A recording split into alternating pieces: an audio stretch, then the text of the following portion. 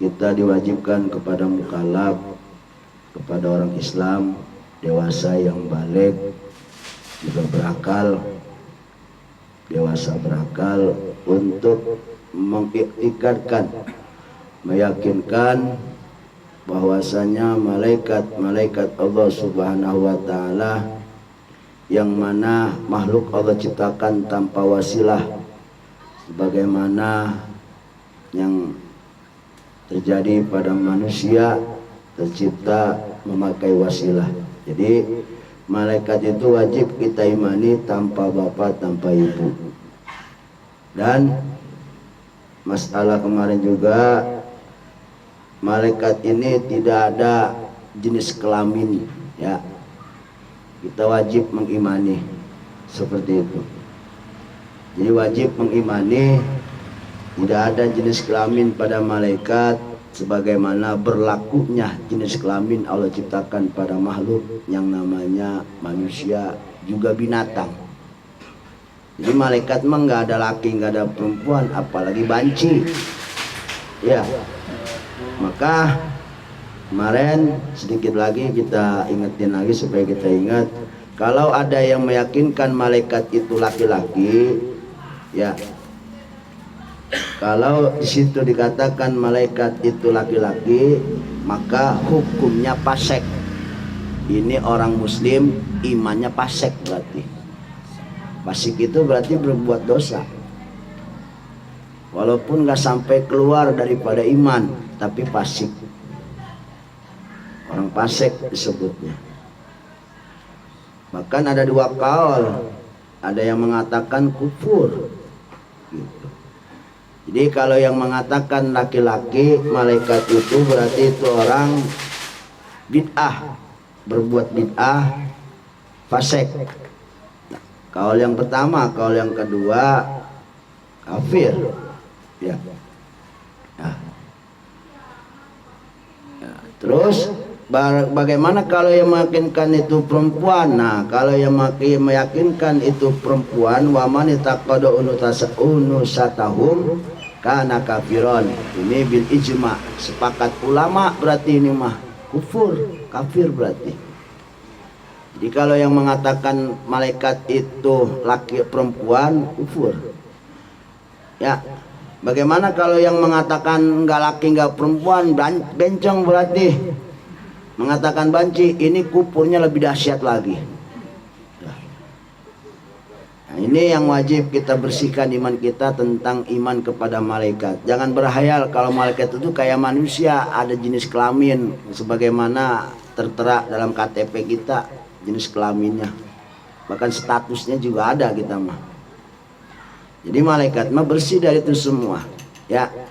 Dan kemarin juga kita diperkenalkan tentang sifatan-sifatan malaikat, bahwasanya malaikat itu walaupun ibadahnya luar biasa, yang sujud dari mulai tercipta sampai kiamat tersujud aja sujud, nggak berhenti-berhenti sujudnya. Amalnya nggak ada catatan. Gitu. Salah satu sifatannya, ya. Jadi malaikat itu nggak dicatat karena mereka kutab, tukang nyatet. Kemudian apakah amal-amal mereka bakal dihitung sama Allah, dihisab? Enggak, wala yuhasabuna, enggak dihisab amalnya. Salah satu sifatannya nih, supaya kita mengenal keimanan kepada malaikat, jalannya seperti ini. Dan juga kenapa enggak dihisab? Bahkan juga enggak ditimbang amal malaikat mah. Enggak ditimbang walaupun amal ibadahnya, wah jangan pakai ditanya, malaikat mah layak sunnah, nggak maksiat kepada Allah selama-lamanya, dia mah nggak maksiat, bahkan turut perintah Allah aja selama-lamanya. Yang tukang ruku aja, yang sujud aja nggak pernah komplain sama Allah sedikit juga. Nggak dihisab, bahkan juga nggak ditimbang amalnya, nggak ada timbangan amal malaikat. Maka malaikat mah ntar di yaumil kiamat aman dia mah. Nggak ada ngalamin hisab, nggak ngalamin mizan seperti bagaimana yang kita alami sebagai manusia, akan dihisab dan akan ditimbang amal. Pertanyaannya, kenapa nggak ditimbang amal? Karena malaikat mah nggak ada keburukan. Kan yang namanya persidangan itu logonya itu kan dua neraca, ya. Atau yang kanan baik, yang kiri buruk, kan begitu modelnya. Nah kalau umpama malaikat baik doang, buruknya enggak, bagaimana mau nimbangnya? Nah, bener nggak? Logikanya begitu, berarti kan nggak ditimbang amalnya, jelas, karena malaikat mah bebas, nggak ada keburukan. Nggak mungkin nimbang kebaikan aja tapi nggak ada keburukan. Biasanya timbangan itu harus dua mangkok terisi, yang atu buruk baru ditimbang yang atu baik. Dan ini mah kan baik doang, timbangan yang atu kosong, berarti nggak ditimbang. Jadi nggak ada timbangan malaikat. Sifatnya seperti itu nanti di yaumil qiyamah. Bahkan nanti masuk surga pun malaikat masuk surga. Ya, kemarin juga pendapat itilaf ulama. Lalu malaikat kalau masuk surga gimana sifatnya? Ada yang mengatakan sifatnya sebagaimana mestinya dia tercipta. Artinya nggak ada nafsu, nggak ada bernikmat-nikmatan dalam surga. Tapi ada yang mengatakan mereka nanti bernikmat-nikmatan di dalam surganya Allah, sebagaimana nanti Allah yang mentakdirkannya. Jadi begitu sifatan malaikat rupanya. Ya. Bahkan juga kemarin kita dijelaskan sedikit, malaikat itu nggak makan, nggak minum, ya kan? Jelas nggak makan, nggak minum. Kemudian juga kita diperkenalkan juga wildanul jannah. Ada wildanul jannah, anak-anak surga. Allah ciptakan, mereka tercipta tanpa bapak, tanpa ibu, sama kayak malaikat. Juga sama nanti ada yang namanya bidadari, juga sama. Nah, kemarin juga kita terangin sedikit tentang sifatan bidadari, yang kalau umpama dibilang minum itu katanya sampai kelihatan di tenggorokannya. Bukan mana aslinya. Kalau mana aslinya umpama kelihatan begitu mah kan serem ya. Ya coba perempuan minum air kelihatan tenggorokannya jalan, serem nggak? Serem. Oh, berarti kagak ada yang mau itu sama bidadari. Artinya bukan seperti itu. Ya, artinya di sini menyatakan begitu cantiknya bidadari, kesucian warna dan kesucian tubuhnya selalu dijaga oleh Allah Subhanahu wa taala. Intinya wanita itu surga, wanita surga itu, bidadari itu sangatlah indah. Sampai-sampai diibaratkan bersihnya kulitnya itu, saking bersihnya tanpa daki, kalau minum air kelihatan. Maksudnya mah bukan artinya air itu kelihatan, itu nanti kayak alien begitu ya. Serem, bayangin coba. Lalu di sini juga terangin kemarin, kalau satu helai rambut atau bulunya bidadari ditaruh di alam dunia, maka dunia akan terang melebihi daripada sinar neon atau lampu tembak dan sebagainya. Bahkan semua dunia ini jadi terang. Artinya bukannya bulunya itu bercahaya terang kayak lampu. Dari ribet urusannya kita. Kalau ketemu bidadari bercahaya semua kayak lampu, kan serem juga itu mah ya. Ya serem nggak? Serem itu mah ada lampu kedap-kedip tadi rambutnya. Bukan, maksudnya ini saking indahnya bidadari begitu, saking indahnya. Ya, jadi saking indah dan lezatnya, begitu nikmatnya kita memandang daripada yang namanya makhluk Allah bernama bidadari surga. Insyaallah ini sangat luar biasa. Ya. Ini tentang sedikit masalah bidadari, tentang surga, berkaitan nyangkut berkaitan malaikat masuk surga, sekalian jelasin makhluk-makhluk yang mungkin sifatnya sama dengan malaikat. Ya salah satunya wildanul jannah, anak-anak surga. Mereka itu bila ab wa sama, nggak punya bapak, nggak punya ibu. Memang Allah ciptakan sengaja buat ramein surga. Biasanya kan di dunia ini kan yang rame-rame itu bocah.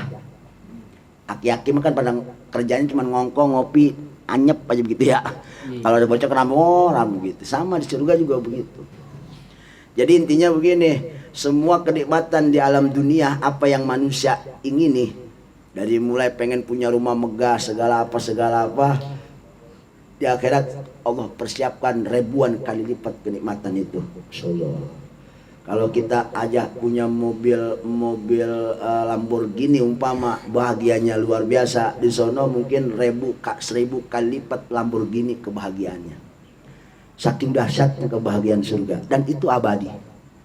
Dan itu nggak ada bosannya. Beda sama di dunia. Kita megang sesuatu perkara bahagia ada batasnya. Kayak kita kan udah sering ibaratin makan bakso cuman enak di lidah doang, ketelan dikit lewat tenggorokan udah nggak ada rasa baksonya. apalagi kalau sampai ke bawah, udah bau itu mah. Nah, itu nikmat daripada surga, begitu sangat luar biasa dahsyatnya. Maka kalau orang kagak kesemsem sama surga, bego amat begitu. Iya. Kok pakai begitu? Emang dirayu sama Allah. Manusia mah kan demennya dirayu. Kalau nggak dirayu nggak bisa. Harus dirayu. Awal-awal dirayu, tak lama-lama jadi kebiasaan. Tafsilu asy'arin min Jibrilu Mikalu Israfilu Israilu Munkar nakirun wa rakibun wa kada atidun malikun wa ridwanu tada. Kembali lagi bahwasanya kita wajib mengimani kalau Allah punya yang namanya makhluk malaikat ya. Itu harus kita imani. Kemudian malaikat yang kita imani semuanya, dan itu tanpa batas. Malaikat itu jumlahnya Masya Allah nggak ada tahu batasannya berapa nominalnya. Yang tahu cuman Allah Subhanahu wa ta'ala. Ribuan malaikat itu, jutaan bahkan mungkin, dan kita nggak tahu nominal berapa. Cuman kita diwajibkan di rukun iman, yaitu beriman kepada malaikat, harus ada malaikat yang kita kenal. Selain kita beriman kepada malaikatnya, juga wajib mengenalnya. Kita beriman kepada malaikat secara umum, dan secara umum itu ada yang diistimewakan ya, yang harus kita kenal namanya. Sehingga kalau kita beriman kepada malaikat nggak kenal yang harus dikenal, ini jadi bahaya, rancu jadi imannya.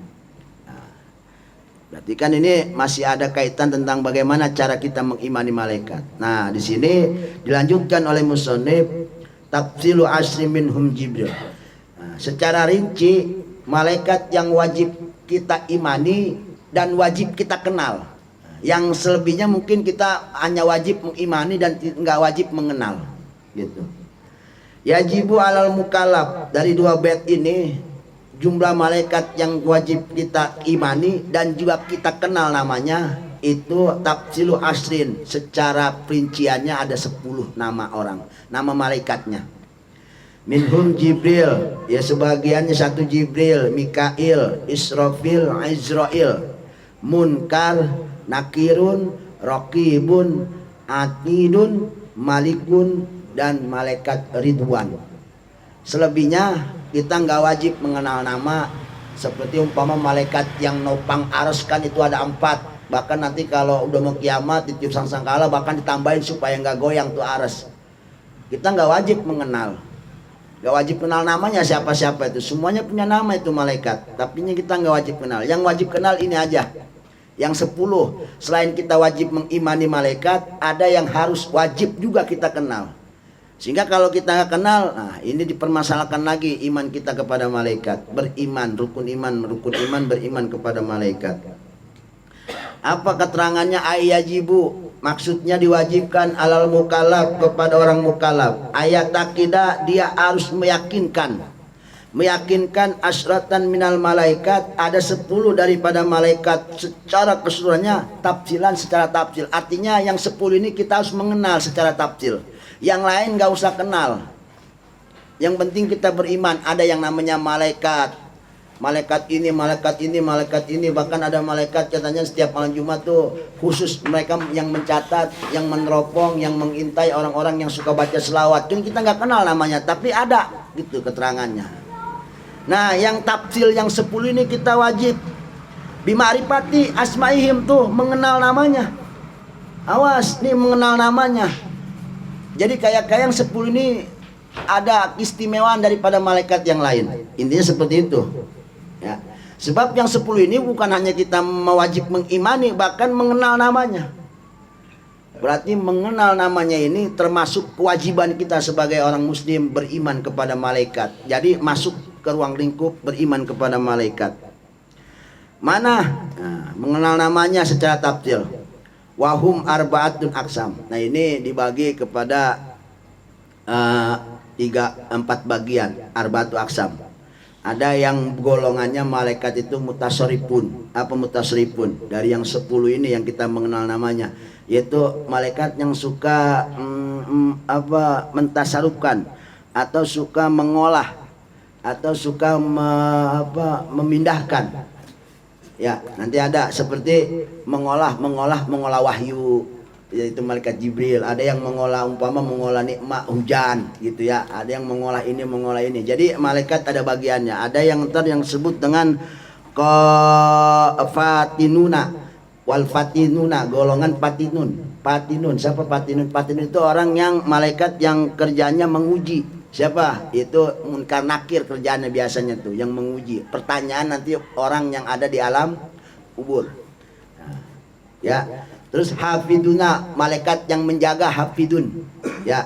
Hafidun, malaikat hafidun. Artinya ini golongan malaikat yang suka menjaga lah bahasanya.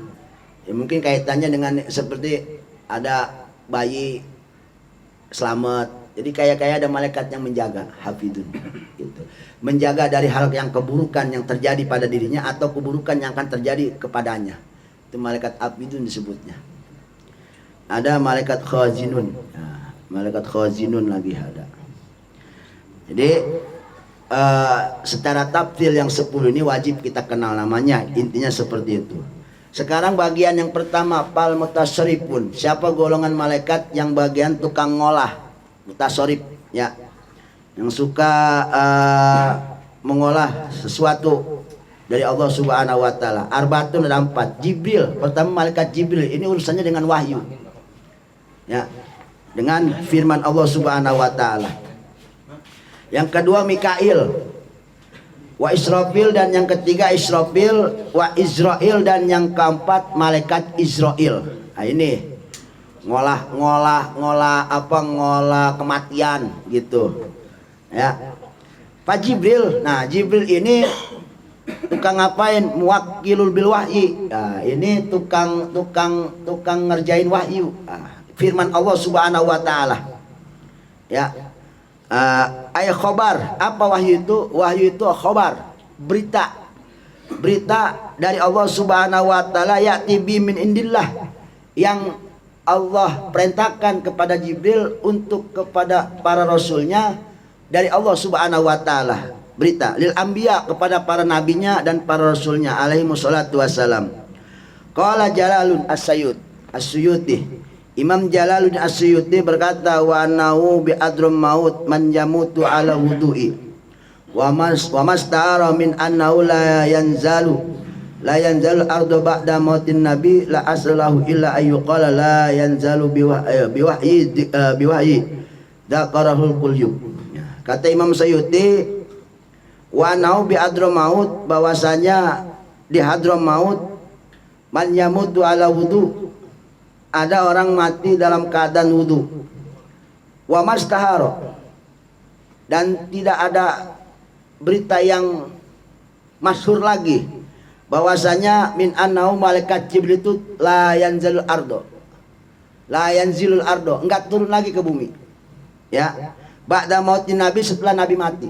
Setelah rasul kita mati, meninggal Muhammad, nabi kita Muhammad sallallahu alaihi wasallam. Karena la aslalahu illa ayyuqala la yanzubi wahyi. Sebab ada yang mengatakan, pendapat beliau, malaikat Jibril itu enggak bakal turun lagi kalau sudah tidak ada nabi yang memang untuk diberikan wahyu oleh Allah Subhanahu wa taala. Sebagaimana ini juga dijelaskan disebutkan oleh Imam Qulyubi. Wa Mikail, sekarang malaikat Mikail tugasnya apa? Tugas daripada Mikail muwakkilu bikailil amtar. Malaikat Mikail yang tukang nimbangin air hujan. Artinya dia tugasnya tukang ngurusin air hujan. Amtar yang turun ini rupanya malaikat Mikail tugasnya. Berarti berkah, sebab hujan ini yang bawa malaikat Mikail. Wal bahar, bahkan ngurusin air laut. Wal anhar, bahkan air kali. Wa arzak, juga rizki, urusan rizki. Nah, ini malaikat Mikail yang tukang ngerjain, yang tukang mutasorib, yang tukang ngerjain, ini dia tugasnya. Ya. Nah, kemudian watasil ajnah fil arham, dan termasuk tugasnya juga dia yang membentuk rupa cabang bayi di rahim para ibu. Nah, itu malaikat Mikail tugas itu. Sekarang malaikat Israfil. Nah, kalau Israfil tugasnya mewakil bilauhi. Nah, dia ini tugasnya nongkrong di Lauhul Mahfud. Nah, tentang masalah takdir. Wa naffu fisur, dan ada lagi tugasnya, dia nanti akan meniup sangkala dikala kiamat jadi. Sangkala ini 2 kali tiupan ya. Apa yang namanya sur itu? Qarnun min nur. Korn itu mungkin trompet tapi bentuknya kayak kayak tanduk tapi terbuat dari nur, dari cahaya. Wabi sukup, dan di tanduk itu ada lobang-lobang, banyak lobang-lobang. Nah, lobang-lobang itu, jumlah lobangnya itu ada di arwah, sebanyak ruh yang Allah ciptakan pada makhluk di alam dunia ini. Oh, maka payan hufi. Jadi seakan-akan pas ditiup itu lubang itu kan pada keluar angin tuh. Jadi seakan-akan itu semua arwah dimatiin di situ, dicabut begitu. Istilahnya mungkin seperti itu itibarnya. Payan fuhufihi nafhata ini, dan dia meniup sangkala itu ditugaskan sama Allah 2 kali tiupan. Cuman 2 kali doang. Mana panafhatul ula, tiupan yang pertama yaitu tufni fiha atau tufna fiha jami'ul makhlukat, mati seluruh makhluk. Tiupan yang pertama ila masya'a, cuman ada makhluk yang Allah kehendaki yang gak mati. Artinya dia memang gak mempan tekbal sama tiupan sangkala. Ya, jadi yang dikecualikan Allah Subhanahu wa taala kurang lebih makhluk Allah yang gak mempan, artinya yang gak bakal hancur di kala dunia lebur, hancur, berantakan, kiamat terjadi, itu ada 7 makhluk yang Allah kekalin, artinya yang enggak terkena daripada efek tiupan sangkala malaikat Israfil tersebut. Mana? Yang pertama huwa arash, pertama arash Allah Subhanahu wa taala. Wal kursi, kemudian makhluk Allah yang bernama kursi. Walahu, kemudian lahul mahfud. Wal qalam, dan kolam. Ya, kolamnya Allah Subhanahu wa taala termasuk wal jannah wan nar, neraka dan surga itu enggak terpengaruh daripada tiupan sangkala malaikat Israfil. Ya. Dan termasuk yang enggak hancur juga wal arwah, ruh daripada makhluk Allah Subhanahu wa taala. Itu enggak mempan. Nah, selebihnya mempan semua. Kojor semua. Iya. Tapi ada yang paling mati, paling bontot, malaikat pencabut nyawa. Nah, ini dia sih, nah malaikat Israel. Nah, dia makhluk Allah yang paling bontot meninggal. Ya sekarang, ya kan jangan tugasnya menyabut nyawa. Kalau dia mati duluan, kan siapa yang nyabut? Nggak ada kan? Makanya dikala dia pengen mati, ditanya, udah mati semua, beres ya Allah, tinggal siapa?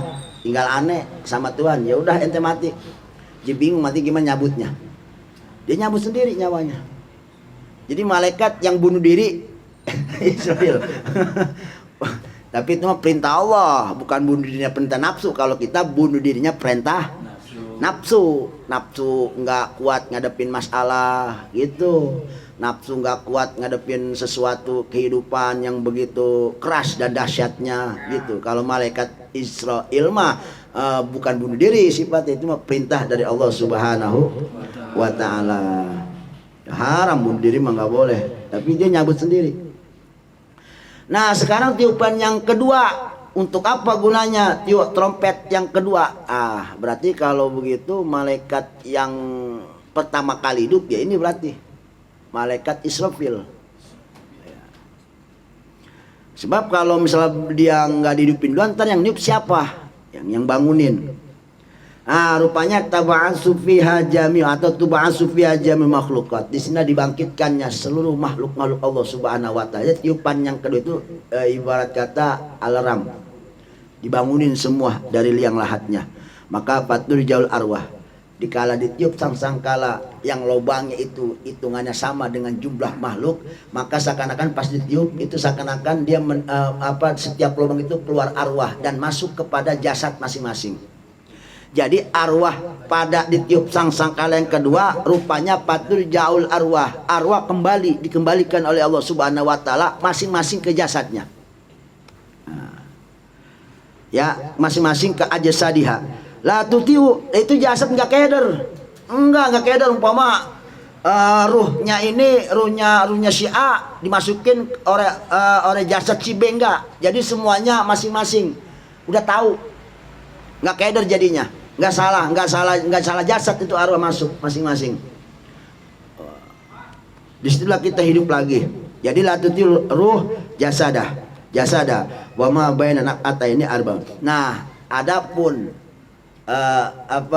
selak daripada tiupan yang pertama dengan tiupan yang kedua berapa lama? Itu ada jedaknya, ada rehatnya. Berapa lama? Di sini terangkan arbauna sana, 40 tahun.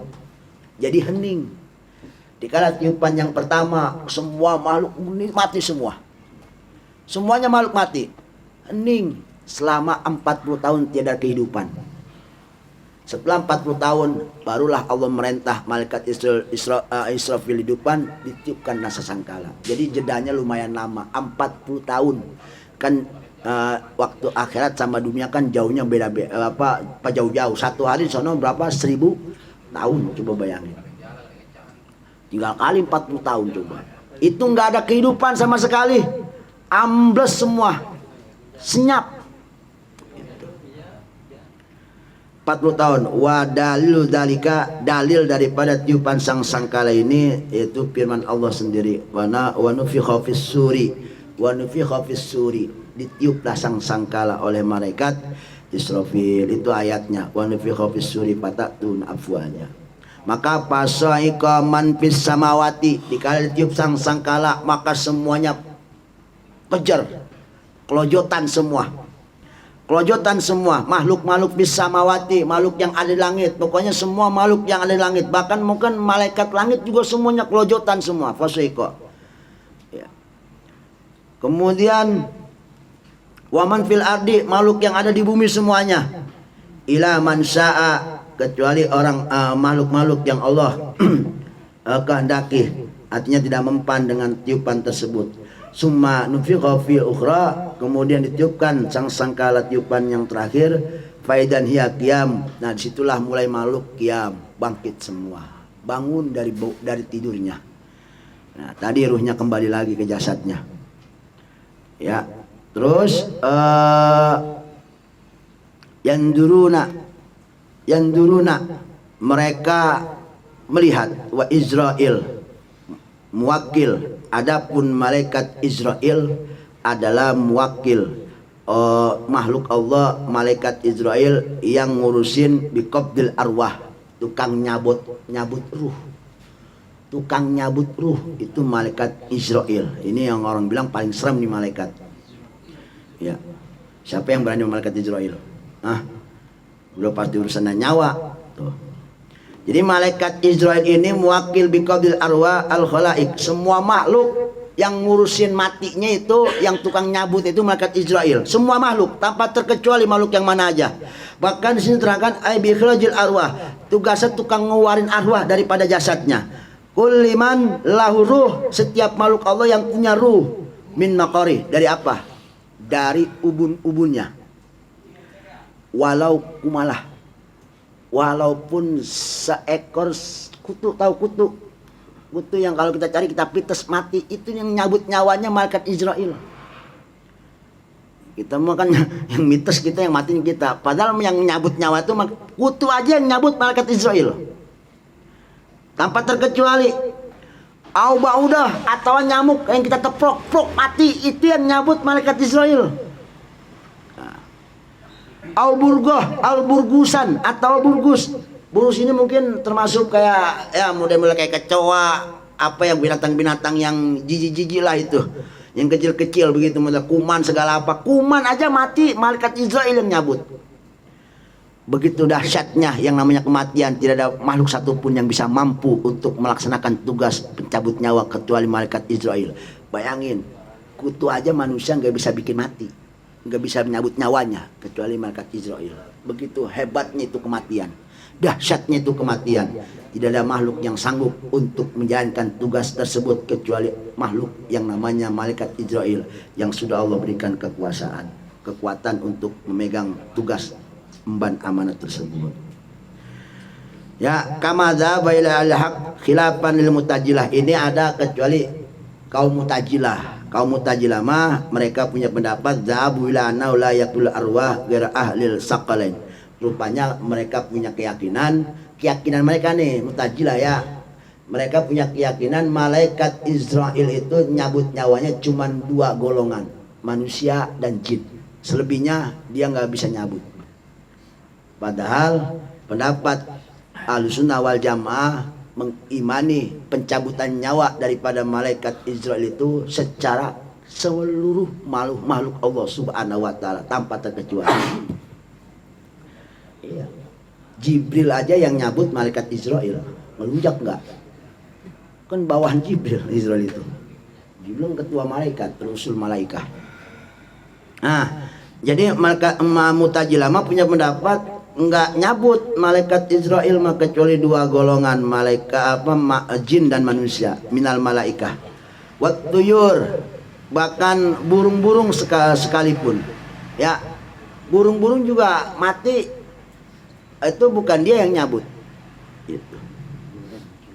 Wa ghairihim wa khilafan lil mubtadiyah, bahkan berbeda lagi pendapat daripada mubtadiyah. Mubtadiyah mereka bahkan punya pendapat mubtadi ini mungkin orang yang suka bid'ah dalam keimanan ini ya, golongannya banyak ini. Haitsudabu mereka punya pendapat ila annahu la yaqbidul arwah bahaim, bahkan malaikat Israel itu nggak bisa nyabut yang namanya arwah binatang. Nah, sapi dipotong mati itu bukan dia, nggak bisa nyabut itu. Nih yang lebih bid'ah lagi, bal yaqbiduha. Nah, lalu siapa yang nyabut nyawa mereka itu kalau misalnya dipotong mati kambing atau ditabrak mati atau yang kelelep? Rupanya katanya yang nyabut urusan nyawanya itu Anwa'u. Siapa Anwa'u? Anwa itu centeng-centengnya malaikat Israel, anak buahnya. Sebab malaikat Israel itu punya anak buah.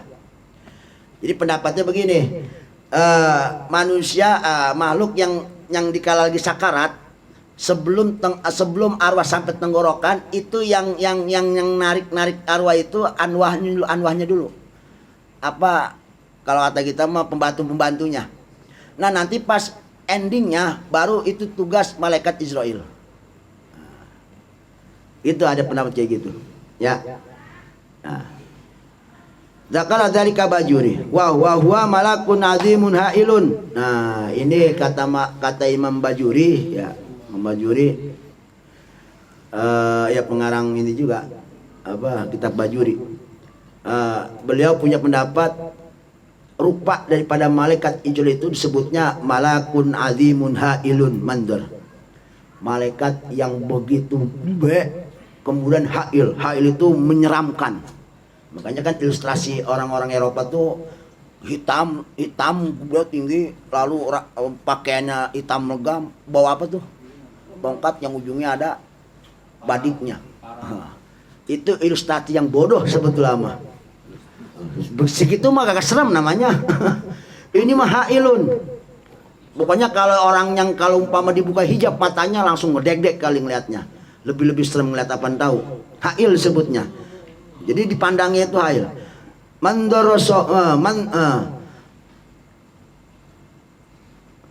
Mandarasuhu fis sama'il ulya. Saking gedenya itu malaikat Israel, itu tingginya palanya itu ada di langit paling tinggi, langit 7 berarti. Kemudian warijlahu, 2 kakinya inuhumil ardi supla, mentoknya sampai lapis bumi yang ke-7 juga. Itu saking gede itu malaikat Israel. Rupanya pencabutnya itu luar biasa. Ya kalau ilustrasi mah kecil itu segitu mah. Ini mah palanya di langit 7, kakinya di bumi ke-7. Itu malaikat Israel. Makanya kata Imam Bajuri mengatakan malakun azimun ha'il. Nah. Wa wajhu muqabilur ruh lahul. Nah, mukanya malaikat Israel itu suka menghadap Lauhul Mahfuz. Ya, masalah catatan takdir manusia. Nah, kemudian wal khalqu baina ainaihi, dan makhluk semua yang Allah ciptakan tuh di antara kedua matanya. Jadi semua makhluk yang Allah ciptakan nih, sipulan-sipulan tuh semua ada di antara matanya. Jadi kalau menyambut tinggal gampang doang, kelihatan semua, mengumpat di mana juga kelihatan. Orang semuanya makhluk tuh di antara dua matanya. Berarti lebar semana tuh mukanya ya. Ini. Nah. Jadi malaikat dia menghadap ke Lauhul Mahfuz. Nah, di antara dua matanya inilah makhluk-makhluk Allah. Yang beliau tuh kalau nyabut nyawa yang mungkin tinggal siapa nih? Tinggal kelihatan doang. Nah.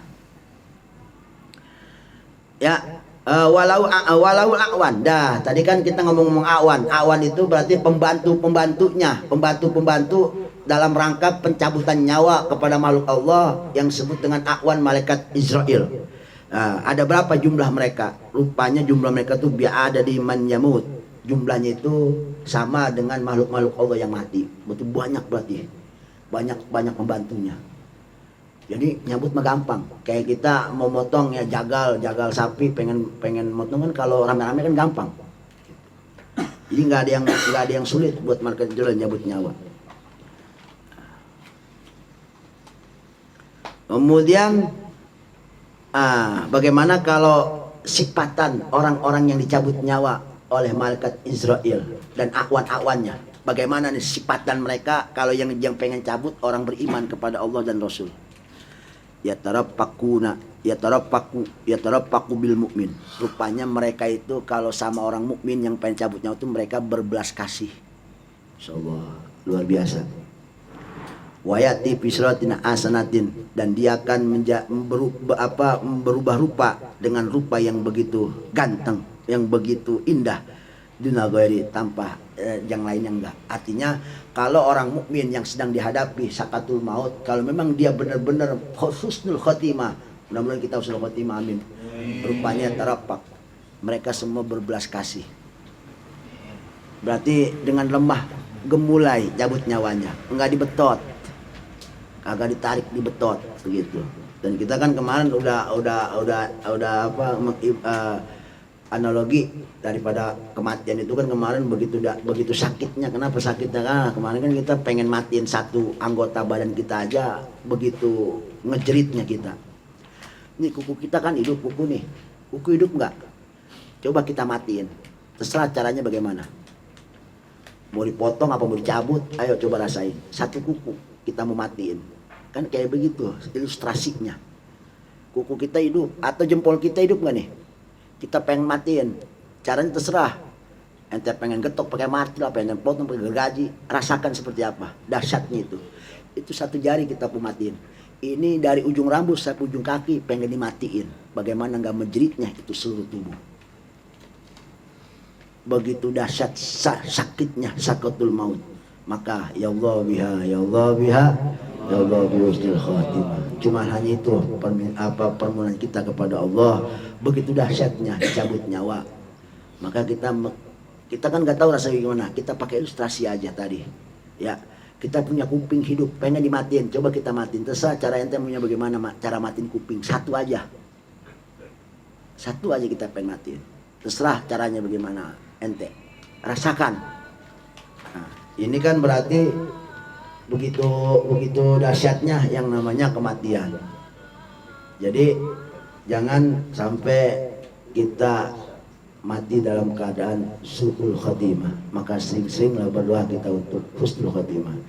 Nah, salah satu lagi sifatan husnul khatimah, dulu kan pernah kita bicarakan, ulama sekali bersiapapun ulama, wali sekali bersiapapun, mereka itu yang namanya kehidupan nggak ada yang dia takutin. Cuman satu yang dia takutin, mati dalam keadaan su'ul khotimah. Sebab kenapa?